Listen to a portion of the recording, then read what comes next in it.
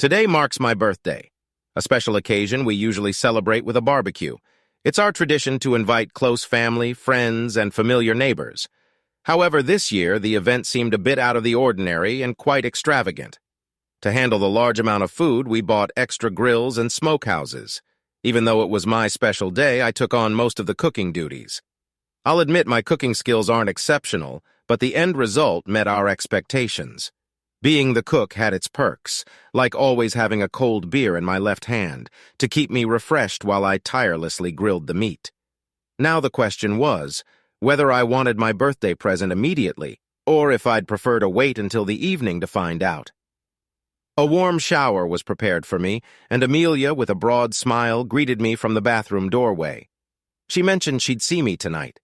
I decided to head downstairs to assist the boys, as Alvin, our 18-year-old son, was getting ready to leave for Texas, followed by Louis, who was a year younger but already had a scholarship at Auburn.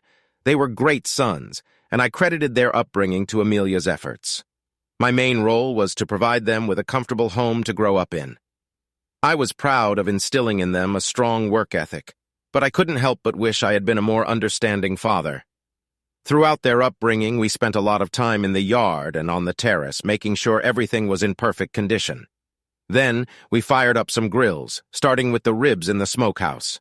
While burgers, hot dogs, and steaks were straightforward, the ribs required extra care. Alvin expertly managed the smokehouse, and Louis diligently seasoned the meat. Things were going so smoothly that I could almost relax and let them handle everything. Amelia arrived just in time to join us after our preparations. Her two sisters also came to help with additional tasks.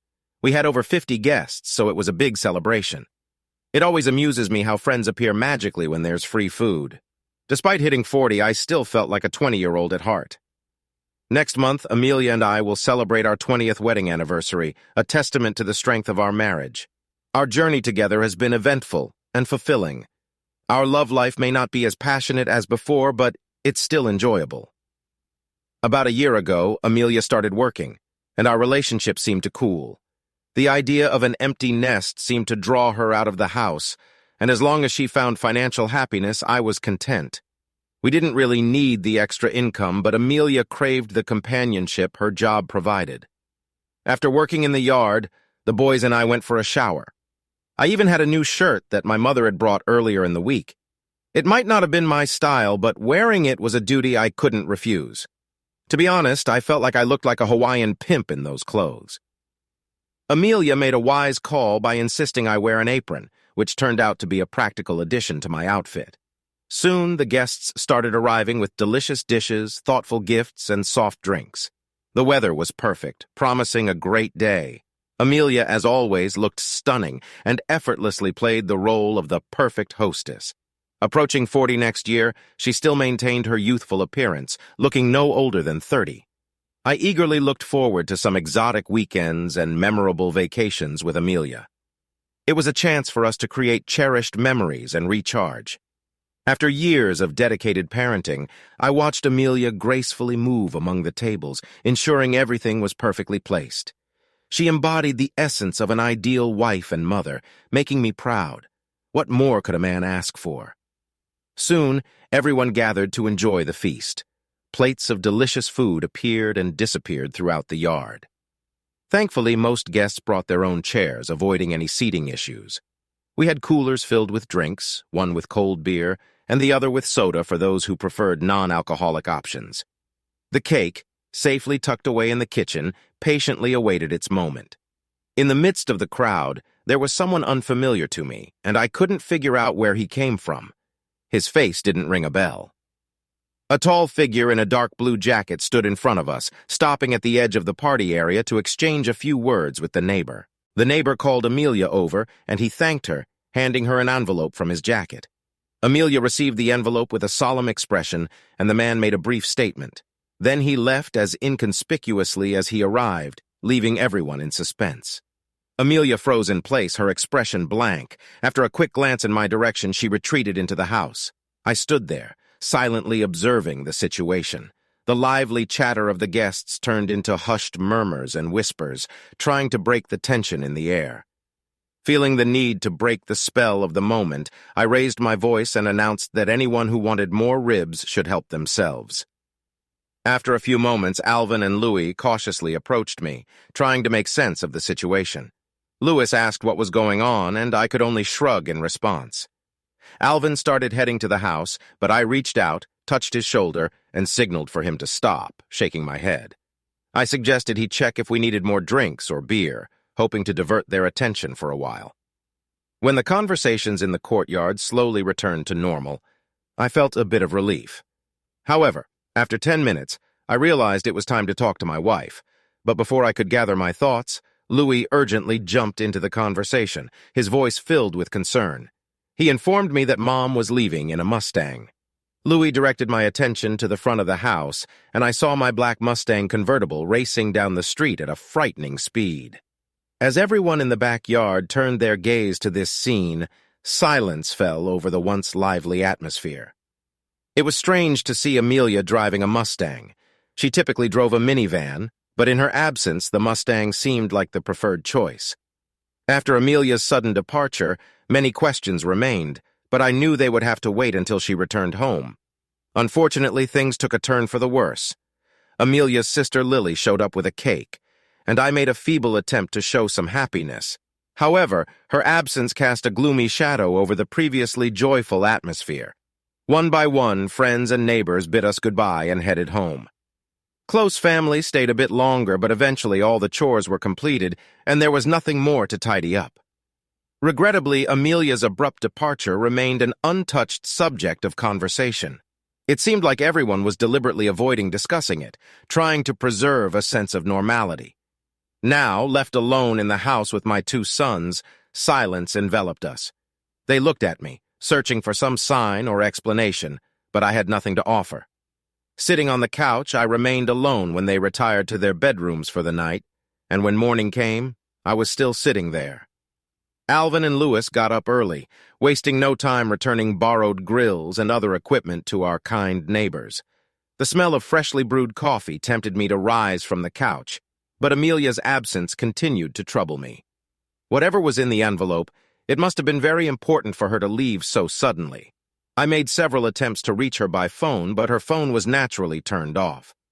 I spent most of the night awake, tormented by thoughts, trying to decipher the truth behind the situation. After returning the borrowed items, Alvin and Louis sensed my need for privacy and left. I appreciated their understanding. Seeking solace, I took a long hot shower in the hope that it might ease the situation, but sadly, the relief was short-lived. Realizing that it was Sunday, I knew there wasn't much I could do in the current situation. However, I decided to consider seeking help from the police. While I didn't personally know any officers or detectives, I had a few acquaintances at the courthouse I could turn to. Perhaps they could offer guidance or assistance in this difficult situation. In our financial arrangement, Amelia and I shared one credit card and one debit card. The debit card covered our daily expenses, while the credit card was primarily for larger purchases. We aimed to pay off both cards in full each month. If Amelia ran into trouble, she probably had to use these cards. Credit card transactions typically appeared in our bank statement after a few days, but debit card expenses were immediately noticeable.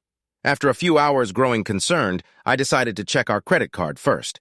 However, after a thorough examination, I found no signs of unusual or unauthorized activity. Debit card transactions, on the other hand, told a different story. About 2 hours after Amelia's departure, she made the gasoline purchase in Pennsylvania, near the Ohio state line. 2 hours later, another fuel purchase was made in Illinois. The last recorded transaction occurred at an 80 in Cedar Rapids, where she withdrew $300 in cash. As I sat sipping a third cup of coffee, a harsh reality became apparent. Amelia wasn't planning to return. She wasn't just taking some time to think. She was actively fleeing from something. While I loved my wife and didn't wish her something, but I couldn't unconditionally support her actions. My heart was filled with a mix of emotions as I realized that our relationship stood at a critical juncture. Even though that was Sunday, I swiftly canceled both cards within just 10 minutes. About an hour later, I went to the police reporting the theft of my Mustang, but choosing not to mention that my wife took it. Instead, I reported a gasoline card inside the car that was used in 3 states, indicating a westward direction. Although I felt guilty for not disclosing the full truth, it seemed like the only way to get the their attention. Unfortunately, they appeared more interested in dismissing me than in thoroughly investigating the circumstance. Following these calls, I conducted a quick inventory of the house to see what was missing and if anything was out of the ordinary. Upon closer inspection, I noticed that only Amelia's purse and a small overnight bag were gone from our house. I couldn't help but wonder what she had packed in there, making their departure even more mysterious. For several hours, I debated what to do with her mobile phone, since I had already taken the initiative to cancel the cards. I hope that its absence would compel her to get in touch and provide an explanation for her actions. Lost in thought, I completely missed lunchtime before I realized it was time for dinner, and my sons brought a couple of pizza. Despite having plenty of leftovers from the previous day, I had to admit that the hot salty slices tasted quite good. Ultimately, we gathered to discuss the unfolding events. He shared all the information I had with Alvin and Louis, and they provide unwavering support. That night, I found some solace in sleeping in my own bed. However, after a few hours, it became evident that Amelia had no intention of making contact. Meanwhile, Alvin and Louis had started working at a local tree pruning company for the summer. It was hard work, but they embraced the challenge and released the sense of responsibility that came with their new job. As they left in the Jeep, I stood on the porch and waved goodbye with a heavy heart. After finishing my coffee, I aimlessly wandered through the empty house, still grappling with the end of our relationship and searching for answers that remained elusive. In the end, I made the decision to contact my workplace and request a week off to give myself time to sort out the situation and seek some clarity. Working as a driver, delivering gravel to a local quarry had become monotonous amidst all the chaos. Despite the decent pay, the physical labor was tough. I'd be sweaty and covered in dirt, but at least I didn't have to make decisions. I'd simply load up the cargo, drop it off, and get paid. In the earlier days of Amelia's job at Prescott Casualty Company, we used to attend various company events together. These social gatherings included parties and picnics, which allowed me to meet some of her colleagues. However, in the past 6 months, it dawned on me that we'd completely stopped going to such events. Amelia never mentioned them, and they didn't seem important to her anymore. Although he wasn't great at remembering people I'd met, I did recall Jack and Margie Gilson. Jack was a skilled carpenter, and Margie worked in the same office as Amelia at Prescott Casualty Company. Realizing that I needed answers, he decided to call the company. I greeted Margie over the phone, introducing myself as Liam Connor, and asking if she had a moment to chat. Margie responded, appearing overwhelmed with work. She mentioned that she was really busy at the moment and hoped it wasn't something urgent. I hesitated before inquiring, asking if Amelia hadn't come to work today. Margie's response took me by surprise. She informed me that they didn't expect her to show up. Curious, I probed further, asking why that was. There was a long silence on the other end of the line, and I started feeling uneasy. It was clear that Margie was uncomfortable talking to me. She hesitantly replied that she didn't think she should discuss this with me and suggested I should talk to my wife. Disappointment welled up in me, and I confessed that I'd love to, but I had no idea where she was. After another long pause, Margie quickly added that she was sorry but had a lot of work to do and had to go. Without giving me a chance to say anything else, she abruptly ended the conversation, leaving me bewildered. At that moment, I had a sinking feeling that something was amiss at Prescott Casualty, and Amelia was deliberately keeping it from me. Everything suddenly made sense. The reason we'd stopped attending company events was clear. Amelia was afraid that someone might inadvertently reveal her secrets or arouse my suspicions about her involvement in something shady. Contemplating the situation, I grabbed a cold beer and went out onto the porch, seeking some solace and a chance to collect my thoughts. Looking back, I can now say that over the past few months, there were several occurrences that caught my attention. However, at the time, I didn't pay them much mind. One significant change was Amelia's increased overtime work. Initially, this didn't raise major concerns as it wasn't a reason for alarm, but it had now become a regular occurrence, taking on a different significance. In light of recent events, it struck me that Amelia had gradually stopped discussing her work when she was at home, and we had intentionally distanced ourselves from contact with her co-workers. Despite these changes, I noticed she hadn't altered her appearance or clothing style. There had been no recent purchases of new clothes or fashionable attire. Additionally, I couldn't recall any suspicious phone calls or emails that might have raised doubts. Given the trust I had in my wife, there seemed to be no grounds to question her actions or behavior at home. Amelia remained kind and loving, and our romantic connection remained strong. But despite my growing unease, I realized it was time to seek further assistance. I thought of Donald Curry, an old school friend who worked in the courthouse and had some computer expertise. Though I wasn't entirely sure about his specific role, I knew he dealt with computers to some extent. I got in touch with Donald, explained the situation, and sought his opinion. We agreed to meet in person at the glass door when he finished work to discuss the issue and hopefully find a solution together. Before hitting the road, I decided to call Ron Will Home Builders and discovered that Jack Gilson, a colleague of Amelia's, was currently working on a nearby project, constructing an apartment complex. I decided to visit him at noon, right after lunch. I usually had no trouble finishing my Taco Bell burrito, but today I could only manage to eat half of it. I was too preoccupied with the thought of talking to Jack. Upon arriving at the construction site, I noticed that the crew was still on their lunch break. A sense of anticipation washed over me as Jack spotted me and with a warm, welcoming smile approached my car. His demeanor felt much more friendly than Margie's, which somewhat alleviated my anxiety. Jack greeted me warmly and mentioned that it was good to see me. He assumed I wanted to talk about Amelia, and I nodded in agreement, explaining that I had spoken to Margie today, but she wouldn't share any information I needed to know. I suggested that we discuss it man to man, with no nonsense. I appreciated Jack's straightforward approach, but I also knew that if he attempted to deceive me or withhold crucial information, my patience would quickly wear thin. Jack began seriously, explaining that he usually tuned Margie out when she started talking about work. He shared what he could, stating that Amelia had been involved with a married man from the office for nearly 6 months. They had tried to keep it a secret, but rumors spread like wildfire. Margie and the other ladies found out, and things started to change. They noticed my absence from company events, and many of them suspected that Amelia was deliberately keeping me away. With regret, Jack continued, apologizing that he couldn't provide more information. Regarding the guy's identity, he admitted he didn't pay much attention to these matters, but offered to find out if I wanted. Appreciating Jack's offer to help, I responded by telling him not to worry about it. I would figure it out myself, and thanked him for sharing what he knew. The new details from Jack painted a clear picture of the situation, leaving no room for misunderstanding. I had overlooked what was happening right in my own home. Annoyed and hurt, I promptly disconnected Amelia's mobile phone to prevent her from contacting our house. As I headed back to the house, the phone rang. It was a call from the Cedar Rapids police. They informed me that they had found Amelia's Mustang in the bus station parking lot. It had been towed to the impound lot, and I could retrieve it at any time, provided I paid a $300 fee. Deciding to gather more information, I made a stop at the police station before picking up the car. At the police station, I received a report about Amelia's abandoned car. The information indicated that she left the car and chose to continue her journey by bus. I couldn't pinpoint her destination, but I suspected it might be yesterday, although I wasn't aware of her connections in that area. To safeguard myself and my children, I took the initiative to visit the bank. We closed all our joint accounts and opened new ones in my name only. Additionally, I reviewed the beneficiary designations and the insurance policies, ensuring that my boys were the recipients.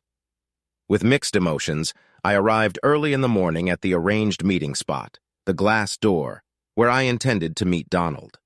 However, preoccupied with the gravity of the situation, I had consumed too much drinks before his arrival. Donald began by explaining that there was a divorce hearing that day, and Amelia was supposed to testify, but she didn't show up. He told me that Marcia Ridgway was seeking a divorce from her husband, Kelsey, and she wanted Amelia to testify that it was with her that her husband had committed something. Without Amelia's testimony, the divorce couldn't proceed. I absorbed this information, realizing that everything was unfolding as planned. It appeared that Marcia Ridgway had substantial evidence to support her claims, including photos, videos, and recorded phone conversations. Consequently, she didn't really rely on Amelia's confession. It seemed that Amelia's call was designed to humiliate her, and it appeared to have achieved its intended effect. Now, it seemed no one cared about Amelia's situation anymore. She had nothing new to offer, and her circumstances were no longer of concern. Kelsey Ridgway had, in fact, confessed to everything as soon as his wife's lawyer presented evidence, leading to the judge's immediate decision to grant the divorce. The divorce would be finalized in 6 months. Kelsey faced substantial financial consequences, as he would have to pay significant child support and alimony, given that he had 3 children all under 10 years old. This mistake would likely have long-term financial implications. After a lengthy discussion with Donald, he took his leave. Expressing his desire to return home to his family, I thanked him for his assistance, and turning to the bartender, requested a cup of coffee. Initially, I considered grabbing one of the red pickled eggs from the jar on the counter, but then I remembered the leftovers from the party. Despite having consumed a bit more drink than I should have, I managed to get home without endangering myself or others. Upon reflection, I acknowledged it had been an unwise decision. As a result, I started wrapping 6 ribs in foil. After placing the ribs in the oven, I decided to take a shower. When I returned to the kitchen, only bones remained. Alvin and Louis had devoured the pork as soon as they got home. They teased me playfully until I took a second portion out of the oven. Alvin seemed particularly excited about the situation with the Mustang.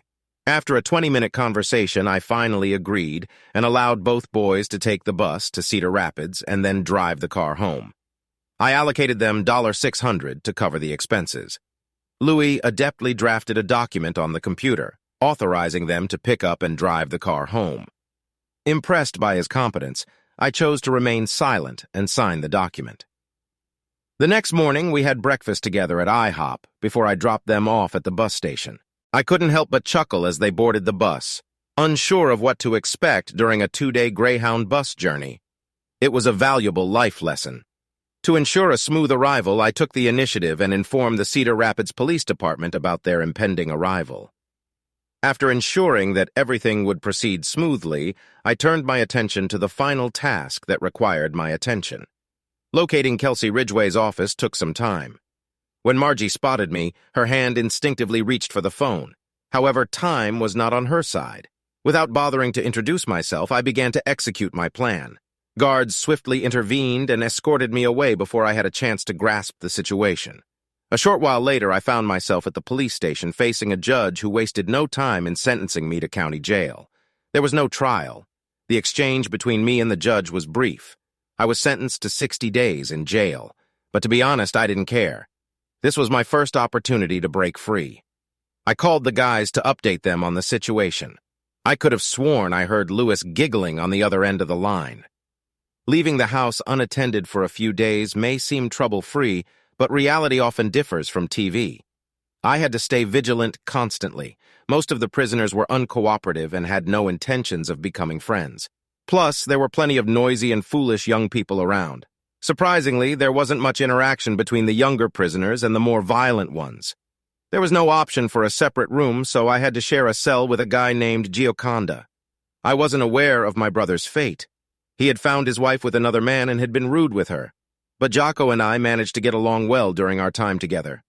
I took the top bunk in our cell. The food in the dining room focused heavily on carbohydrates, which I didn't particularly like. Thankfully, Jocko was willing to help by removing the excess portions. He turned out to be the ideal roommate. 3 days later, Louis and Alvin came to visit me. They said the car evacuation trip had been uneventful, but expressed reluctance about traveling by bus again anytime soon. Unfortunately, they had no information on Kelsey's whereabouts or current situation. Regrettably, Louis and Alvin couldn't provide any new information about their mother's whereabouts, but they brought 2 boxes of cigarettes as a gift. Even though Alvin didn't smoke, he believed the cigarettes might have value for trade, likely influenced by watching too many movies. Jocko, on the other hand, was thrilled when I gave him the cigarettes. He explained that smoking helped him deal with weight gain during his prison stay. It appeared that in my absence, leaving the boys alone at home didn't pose any worries. Alvin, being the responsible one, left for college. A week before my release from prison, he took the minivan with him, leaving the Jeep for Louis to use when I returned home. Louis and I had lunch at the Red Lobster restaurant. He was excited because he was entering his last year of school. Unfortunately, he would have to tackle issues without my presence. I had other plans. The following morning, as I walked past Margie's desk, she looked completely stunned. Her eyes couldn't believe what they were seeing. With a sly wink at Margie, I confidently entered Kelsey's office, but my triumphant return was short-lived. Just 3 hours later, I was back on the bus, heading to the familiar county jail walls, this time with a 6-month sentence. Despite this turn of events, Louis found a humorous side to the situation and wasted no time calling his brother at College Station to share the news. Jocko, my reliable cellmate, welcomed me back with open arms. I couldn't help but feel a sense of satisfaction that I had managed to get to Kelsey even more effectively this time. I couldn't deny the possibility that I had truly made an impact this time. Unfortunately, I never received any feedback, which left me unable to determine the outcome of my actions accurately. As expected, I lost my job, which came as no surprise. Fortunately, I had enough money to cover the mortgage and daily expenses. Lewis handled it all efficiently without running into any issues. Besides Lewis's unwavering support, I received regular visits from other family members. Lewis always made sure I had a steady supply of cigarettes for Jocko. Amelia's sisters also expressed their sympathy during the visits, and none of the family members displayed any signs of discontent or disapproval. It had been a while since I heard from Amelia, but strangely enough, we managed to have family celebrations for Thanksgiving and Christmas within the prison walls, but less than a month after Jocko, my dependable cellmate, left, it wouldn't be entirely accurate to say I lost him since he was released before me. Unfortunately, Jocko found himself in a tough spot. His wife and brother had already moved to Florida, and he wasn't sure what to do next. Louis saw this as an opportunity and suggested it would be great to invite Jocko to stay with us until he found his footing. Louis kindly offered to help Jocko secure a job at a tree pruning company, but Jocko had already made up his mind to move to a warmer climate in the South, likely considering Florida. Interestingly, on the night before Jocko's departure, an unusual incident occurred. Kelsey Ridgway was found in the city center alley, claiming she was attacked by an unknown person. The funny thing was that I had a solid alibi with Jocko himself. Upon my release from prison, I decided I had exacted enough revenge on Kelsey, especially since he had already moved away from the area, and I had no interest in pursuing him further. I decided to enroll in a course to learn how to drive large trucks, which I found relatively easy compared to driving dump trucks, which I was already familiar with. Since I had to wait a few months for Lewis to start his studies at Auburn, I used this time to repair and spruce up our house, though I contemplated selling it. However, the bureaucratic complexities associated with transferring ownership solely to my name deterred me from pursuing that path. Since Amelia's departure, she remained completely silent, providing no information about her whereabouts. Louis seized the opportunity to take the Mustang with him to Alabama, given its allure to the opposite gender. Although it didn't appeal to me personally, I acknowledged that I was no longer as young and attractive as he was. In the end, I managed to find a couple willing to purchase the house, despite the shadows hanging over its history. Though I wasn't entirely sure about the lawyer's statement, the couple struck a good deal on the house's price. The lawyer assured them that Amelia's signature wasn't necessary, and I saw no reason to disagree. All I wanted was a clean break from the property without complications. I used the down payment from selling the house to invest in a drilling rig equipped with a sleeping area. Before I knew it, I was on the open road, finally experiencing a sense of freedom. Surprisingly, I never had the desire to divorce Amelia. It didn't appeal to me because I had no intention of getting married again. During my time in prison, I realized that opportunities to connect with interesting women were quite limited, and Yoko's influence didn't allow me to consider other options. Interestingly, it seemed that Amelia wasn't interested in getting a divorce either. Since I didn't receive any divorce papers, finding a job wasn't difficult for me. Fortunately, I wasn't in desperate need of money, so I could be selective about the loads I transported. I tried to avoid carrying anything frozen, live, toxic, or explosive. Additionally, I steered clear of winter trips north of the Mason-Dixon line. Adjusting to the nuances of trucking didn't take long. And to my surprise, I found that I genuinely enjoyed my new life. During one of my trips to South Dakota with a load of agricultural equipment, things took an interesting turn. Luckily, it was June, so the weather was cooperative. After delivering the cargo, I continued my journey south, taking a detour off I-90 for about 5 miles, until I stumbled upon an establishment called Belly Up. Despite its unassuming exterior, the parking lot was bustling with large trucks and cars. Intrigued, I decided to make a pit stop and check it out. To my delight, I discovered that the diners served breakfast all day, and the portions were not only generous, but also incredibly tasty. While most of the customers were locals, it was clear that some truckers had found their way to this hidden gem. Eager to see what the diner had to offer, I promptly ordered my favorite dish, along with a cup of coffee. As I settled into my seat, I noticed 3 widescreen TVs scattered throughout the place, each displaying various programs that didn't seem to grab much attention from the patrons. The screen nearest to me was showing a lot of political content, and one video in particular caught my eye. It featured a charismatic candidate named Robert, who exuded confidence with his striking silver hair. To my great surprise, a woman stood beside Robert, dressed remarkably like Jackie Kennedy, wearing a big smile. It was none other than Maya Amelia. Before I could fully absorb this unexpected sight, my focus was diverted by the arrival of the most colossal plate of potatoes I had ever seen. Betsy, the waitress, placed it in front of me, playfully quipping that it was for me, and inquired if I needed Tabasco. Amusingly, the Tabasco bottle was cleverly concealed behind the pepper shaker, which made Betsy giggle when she playfully revealed its hiding spot and doused my potatoes with it. Intrigued, I asked Betsy about the woman standing next to this chatterbox. She chuckled and explained that she was Robert's new arm candy. Rumors suggested that Robert needed his wife to support his political ambitions, and perhaps counter speculations about his orientation. As I liberally applied Tabasco to my potatoes, I couldn't help but comment that she seemed to have aged a bit to be considered arm candy. But in a time crunch, one can't afford to be too picky. I also mentioned my belief that older women often make more fulfilling romantic partners and asked Betsy if she agreed. Observing the woman's appearance, I couldn't help but admire her transformation. Her once blonde hair had acquired an elegant light brown shade, as if she had just left a high-end salon. Impeccable makeup accentuated her features, and her perfectly tailored suit flattered her figure. Shifting my attention away from the TV, I realized that Betsy had returned to her duties. Likely because the potatoes were exceptional, the diner was bustling, and the full parking lot attested to its popularity. She refilled my coffee cup twice as I savored my delicious meal, leaving no trace of leftovers on the plate. Despite the tempting dessert options, my satisfied stomach had no room for more indulgence. Betsy cleared my empty plate and promptly placed the bill in front of me. When I inquired about the election, Betsy responded with a twinkle in her eye. She explained that they were doing everything they could to ensure he didn't win, as he had influential supporters with deep pockets backing him. The locals wanted nothing to do with him, but unfortunately they didn't have enough votes or funds to stop him. I reached for my money clip and a faint grin crossed my lips.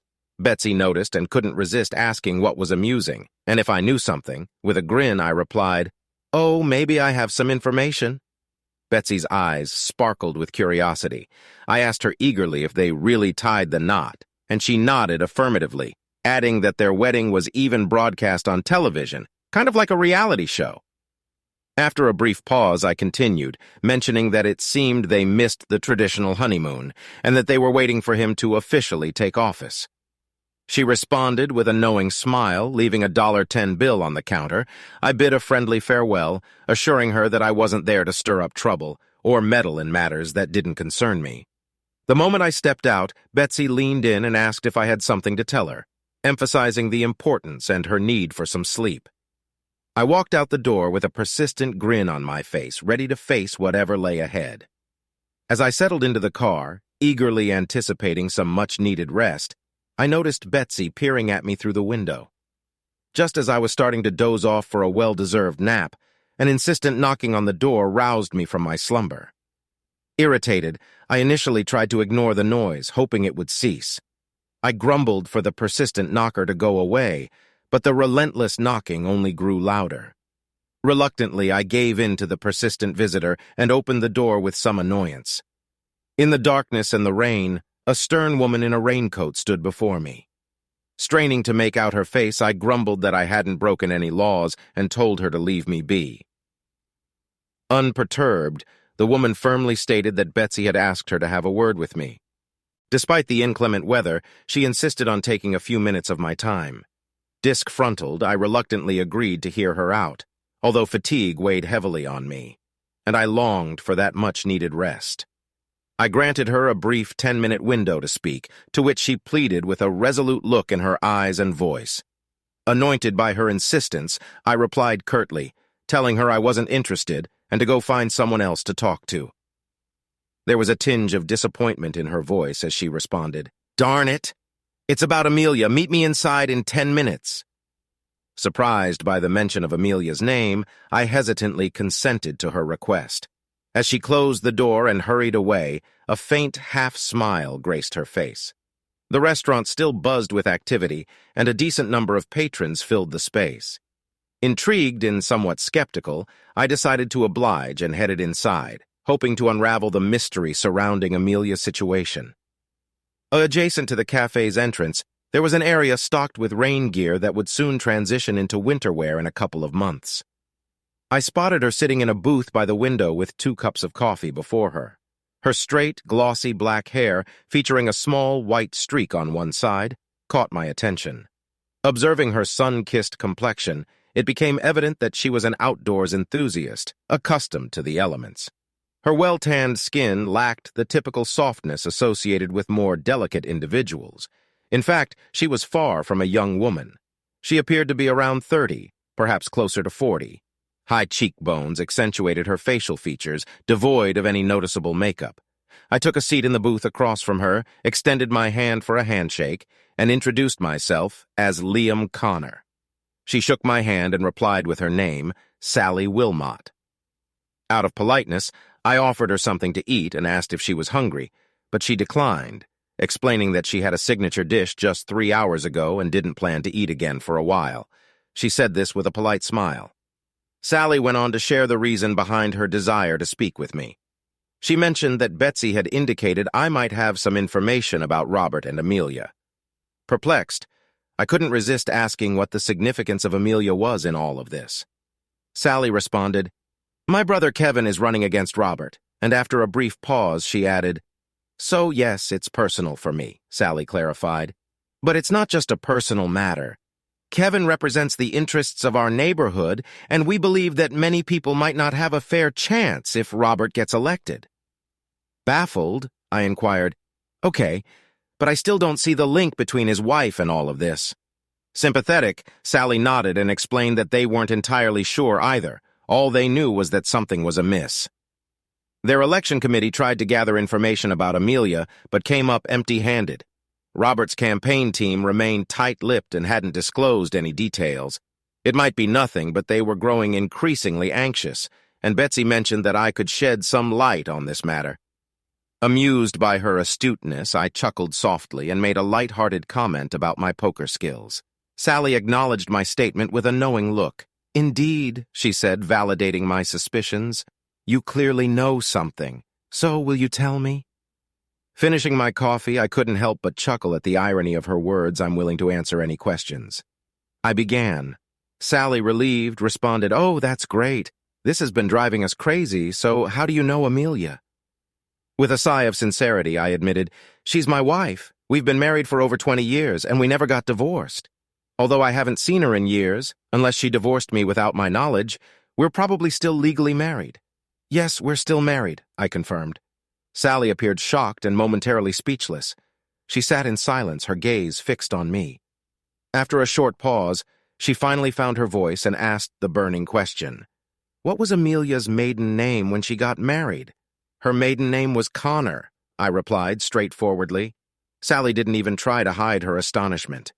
"My goodness!" she exclaimed, her voice filled with surprise. This news seemed to stir a whirlwind of emotions in Sally. In the midst of it all, Betsy couldn't contain her joy and hurried over to our table, drawing the attention of everyone around. I was overwhelmed with both embarrassment and happiness when Sally rose from her seat. Touched by the moment, Sally planted a kiss on Betsy's lips, displaying her excitement. She then headed to a quieter corner of the restaurant and pulled out her cell phone to make a call. Still slightly blushing, Betsy leaned in and whispered that she hadn't seen Sally this excited in 5 years. She expressed her intention to get back to her car and return to work. I bid her farewell and expressed that it was a pleasure to meet her. As I walked toward the exit, the rain momentarily subsided, offering a brief break. However, before I could reach my car, Sally stopped me by grabbing my arm. She firmly insisted that I couldn't leave just yet and needed to talk to Kevin. Reluctantly, I agreed, realizing that a brief conversation wouldn't take up too much time. I conceded and stated that I'd be willing to spare a few minutes, though I honestly preferred to leave the past behind. Curiosity got the best of me, and I inquired about Kevin's arrival time since I had mentioned it to Betsy earlier. Sally assured me that he would meet us at my house. I then asked if she wanted to come with me or preferred to take her own truck. In response, I stated that I'd follow her, as I felt more comfortable using my own transportation. Sally was driving an aging Jeep, but I chose to rely on my own car. As we drove several miles down a gravel road, it became evident that our destination was an old, weather-beaten house. The area around the well indicated that someone was inside. The absence of a conventional lawn was replaced by an abundance of gravel, although I tried my best to avoid getting dirty, which proved to be a challenge given the circumstances. Noticing the absence of other vehicles, I assumed that Kevin hadn't arrived yet. Upon entering the room, my attention was drawn to a designated area near the door for hanging wet coats and storing shoes. It seemed practical, especially given the presence of many coats and boots in the entrance area.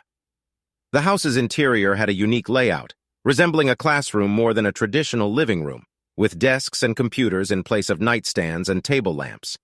As I marveled at this distinctive setup, I met the eyes of Sally's 3 teenage sons who were observing me. Breaking the silence, Sally introduced me, explaining my presence there to help Uncle Kevin. Sally then introduced her sons, Tracy, the eldest, followed by Tyler, and the youngest, Tanner. They all smiled politely and nodded in acknowledgement. I couldn't help but find the situation somewhat amusing and chuckled. I chuckled and remarked, "It's a bit odd that all their names start with the letter T. It can't help but amuse me, especially since I have 2 sons named Alvin and Louis." Tyler was the first to break the silence and speak, perhaps intrigued by our connection, or eager to start a conversation. He inquired about the whereabouts of my sons, ignoring his mother's disapproving look. I casually replied, "Alvin is attending Texas A&M and Louis goes to Auburn." My response seemed to electrify the atmosphere and generate excitement in the room. Tracy, who had seemed rather reserved until then, suddenly became animated and exhibited an energy akin to that of the Energizer Bunny. Tracy enthusiastically exclaimed, "I'm actually heading to College Station this August."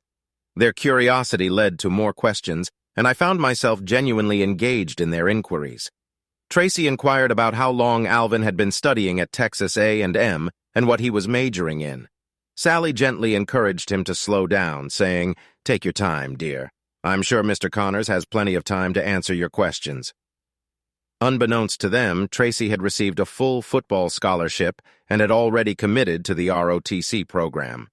Meanwhile, Tyler had been accepted to the prestigious U.S. Naval Academy in Annapolis and would be embarking on his journey there in a year. As for Sally, she had experienced heartache when her husband, a courageous National Guard soldier, tragically lost his life in the Persian Gulf 5 years ago. Tanner chose not to share additional information, and I respected his decision by refraining from further questions. The youngest of the boys had yet to make his decision, but his mother ensured he remained focused on his studies. While I remained in the dark regarding the reason for Kevin's delay, the following hour was spent in conversation with Sally's sons on a variety of topics. Sally observed from the sidelines, noticing the bond forming between us. Unlike the one I shared with my own children, spending time with Sally's kids reminded me of how much I missed my own boys. Kevin eventually arrived, accompanied by 2 assistants. After they all met, Sally distributed tasks to her sons, and the grown-ups assembled at the kitchen table. There was a hint of doubt in the air regarding my claim to be Amelia's husband, but I had no desire to engage in an argument about it. When I rose from my seat and expressed my gratitude to Sally for the coffee and bid farewell to the boys, Sally strongly objected, urging me to sit back down. The remaining faces around the table fell into a hushed silence as Sally took charge of the conversation, exhibiting the demeanor of someone running for political office. Sally inquired about the evidence of my marriage to Amelia. With a swift motion, I produced a wedding photo from my wallet. Although time had passed, Amelia had aged and changed her hairstyle, but her unmistakable presence was still evident. I shifted my gaze to one of Kevin's assistants, who had a laptop in front of him. I instructed him to visit the Civil Registry Office of Berks County, Pennsylvania, where they could find online access to marriage certificates from 1960 to 1990. I told him to search under my name, Liam Connors, and specified the date, August 17, 1979. Kevin's assistant confirmed these instructions. Kevin visibly sighed with relief upon this revelation, and I nodded to affirm the validity of the information.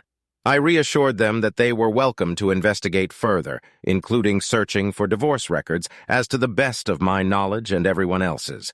I was still married, and I wasn't concerned about the situation. I felt that the conversation was becoming monotonous and uninteresting. This time, no one objected as I stood to leave. I inquired if it would be all right to catch a few hours of sleep in their driveway before hitting the road, and Sally replied affirmatively. She escorted me to the door, and as I glanced back, I saw that Kevin and his associates were deeply engrossed in their political matters. The boys waved at me, or perhaps they didn't wave as I exited the room. An hour later, the sounds of Kevin and his entourage departing reached my ears. I believed the night had passed quietly, but my peace was interrupted by another knock at the door. Sally hastily climbed into the cab wearing a flannel nightgown and gestured for me to be quiet, putting her finger to her lips. We were far enough from the house that the boys wouldn't overhear our conversation, but it seemed Sally just wanted us to remain silent. We spent at least an hour together, passionately professing our affection for one another. While it wasn't the most comfortable arrangement, the sleeping quarters in the truck cab were decent at best and suitable for resting. Given the circumstances, I made the most of it. Sally left as quietly as she had arrived, without exchanging a single word. As daylight broke, another knock came at the door. This time, Tanner invited me to join them for breakfast in the house. Thankfully, the boys and I shared similar food preferences, and Sally was adept at preparing such dishes. Conversing with the guys for an hour, I began to feel at ease and lighthearted. What's more, I felt comfortable enough to request permission from Sally to take a warm shower before departing. An hour passed, and I found myself back on the road, if only briefly. Just before reaching the highway, I was pulled over by the local sheriff. It turned out that Mr. Kevin wished to continue our conversation. I followed the police car to the place where Kevin awaited my arrival. He was in the midst of breakfast and kindly invited me to join. Betsy entered, brought coffee, and winked knowingly at me. It seemed she had a closer connection with Sally than I initially assumed. Apparently, Kevin's legal advisors were keen on my continued presence, employing the old adage, time is money. I tried to dissuade him, but he just grinned and carried on with the meal. It would have been easy to agree to everything and vanish without a trace, but considering the events of the previous night, I decided that staying a few more days was in my best interest. The party assured me they would cover the cost of a motel room and meals, though they lacked the funds for more. This presented a valuable opportunity to freshen up my wardrobe, settle unpaid bills, and attend to my banking needs using the convenience of Wi-Fi. I made the most of this chance by sending a couple of emails to my associates and promptly settling all outstanding bills. As I was folding the second load of laundry from the dryer, I was startled by Sally's unexpected appearance. She inquired about what I was doing with an innocent shrug. I replied that I was just folding laundry. Sally then reminded me that I was supposed to leave, emphasizing that I had said I was leaving that morning. Plans had changed, she explained, as my brother had asked her to extend her stay here for a few more days. She mentioned that she had come to see me the previous night, assuming I would be gone today, and acknowledged that my presence was undesirable for me. From Sally's hesitant words and choice of phrasing, it became evident that she had never intended for our interaction to extend beyond a single meeting, and she wasn't sure how to navigate the situation. I found her disappointment rather amusing, and it provided an opportunity for some levity. What's more, after my morning conversation with Kevin, I genuinely pondered the idea of purchasing a house and settling in this area permanently. Kevin painted a tempting picture of the situation, but I wasn't one to be easily swayed by empty promises. I decided to have an open conversation with Sally, inviting her to sit on a bench beside the dryers. I candidly explained to her that my brother insisted on extending her stay here for a few more days, just until they could decide on pursuing Robert.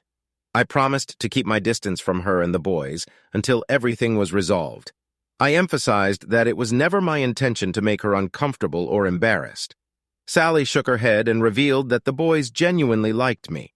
She said they had been asking when I could come back and were a bit disappointed to hear I was leaving. Tyler even asked her to discuss with me the possibility of staying a while longer.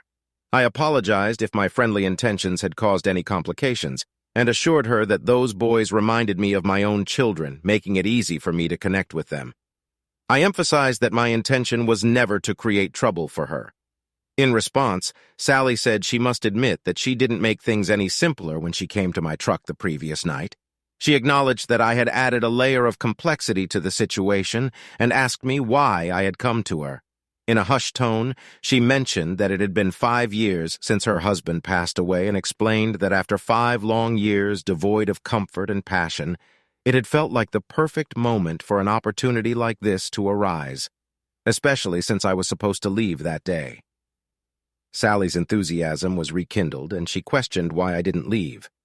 Disheartened, I swiftly gathered a stack of folded underwear, handed it to her, picked up the rest of my belongings, and then returned to my motel room. Engaging and love-making with a woman in a regular bed is certainly more convenient, but what pleased me most was sharing a shower together.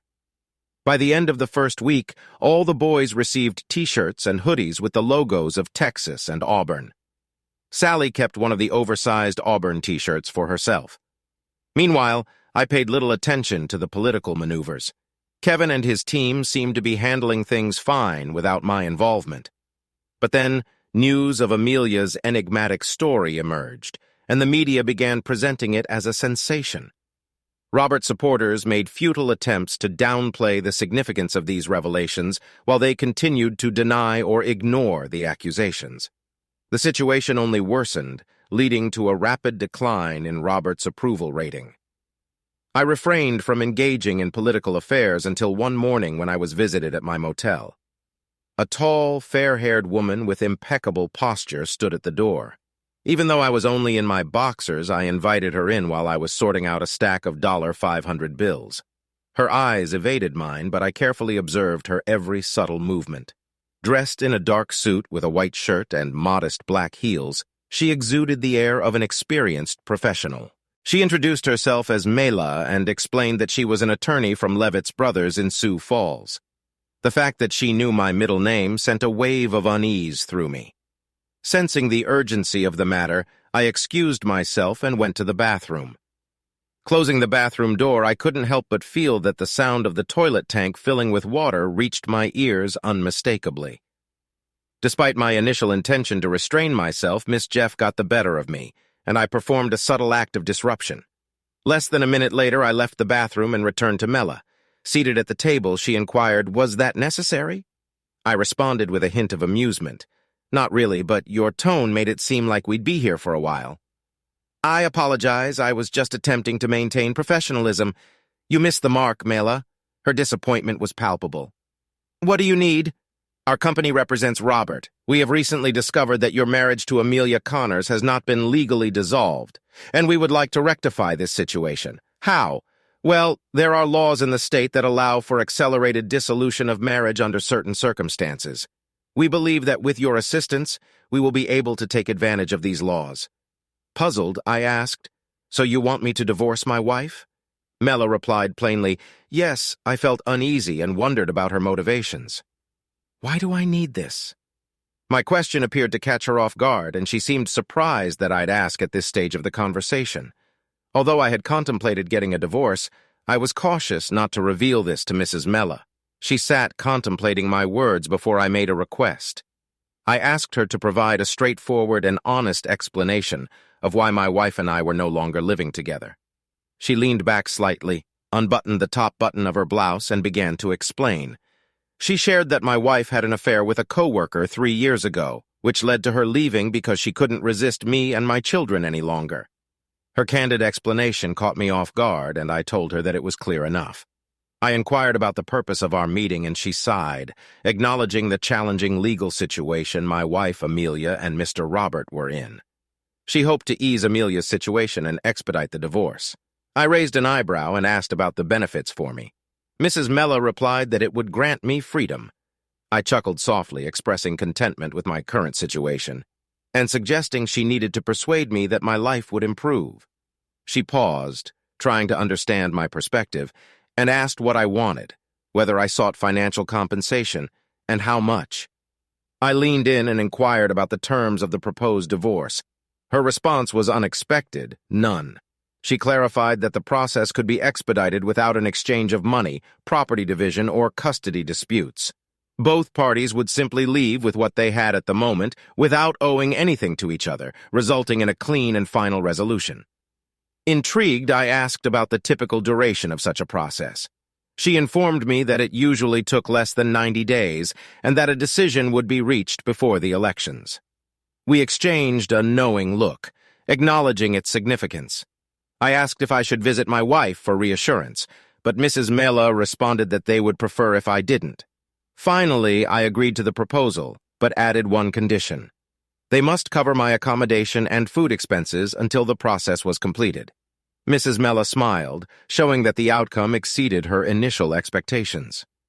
The prospect of gaining freedom without a financial burden was highly appealing to me. She assured me that she could prepare the necessary documents and provide them for my signature that afternoon. She believed everything should go smoothly and mentioned consulting with her attorney, foreseeing no issues. Although I didn't have legal representation, I wanted to discuss this with Kevin first. I requested her contact information, explaining that I would reach out if my lawyer encountered any problems. I made it clear that if she didn't receive a call, she should bring the documents directly to me. With that task taken care of, I felt a sense of relief. I walked her to the door as she departed. I noticed Sally on the other side of the parking lot, but she quickly drove away before I could signal her. I quickly shaved, dressed, and headed to Belly Up. Betsy poured me coffee, but gave me a disapproving look. I asked if they would at least let me explain everything, and she replied that it wasn't her concern, but I'd better come up with a convincing story. Breakfast with Sally was hot, but the conversation was cool. I ate as quickly as I could and immediately called Kevin. He was out of town, but we managed to talk for 20 minutes. To my surprise, he was pleased with the whole situation and advised me to accept it. He emphasized the importance of obtaining copies of all documents and exuded confidence. I asked him to contact Sally on my behalf, and he ended the conversation with chuckles. There was a large car wash station not far from Highway 90. I spent over an hour giving the car a thorough cleaning and vacuuming, and I carefully waxed it. It would have been easier to pay for professional service, but I was in dire need of therapy. Before returning, I decided to have lunch at Cracker Barrel. This way, I hoped to avoid Betsy's wrath, as she had strategically parked right outside my room door this time. When I pulled up, Sally emerged from the Jeep looking somewhat bewildered. Her expression clearly indicated that Kevin had spoken to her over the past 2 hours. She genuinely apologized to me, acknowledging the gravity of her mistake. Sometimes guilt can lead to positive outcomes. By the time Miss Miller returned with the papers I needed to sign, Sally had already departed. To my surprise, she insisted on giving me a $10,000 check.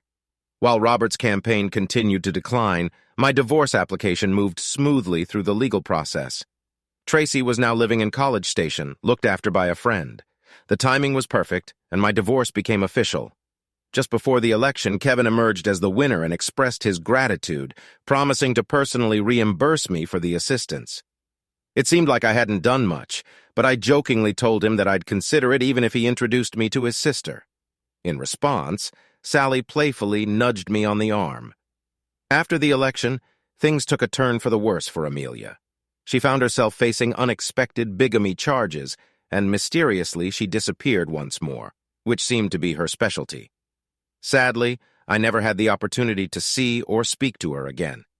I decided to sell the truck and use the money to purchase a house in a small gravel pit near Huron. Sally and I got married at Christmas, and all 5 of my boys were present for the wedding.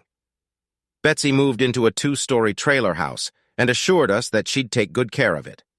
We found out from the ultrasound that we were expecting a girl, so I asked for suggestions for girl names, starting with the letter T.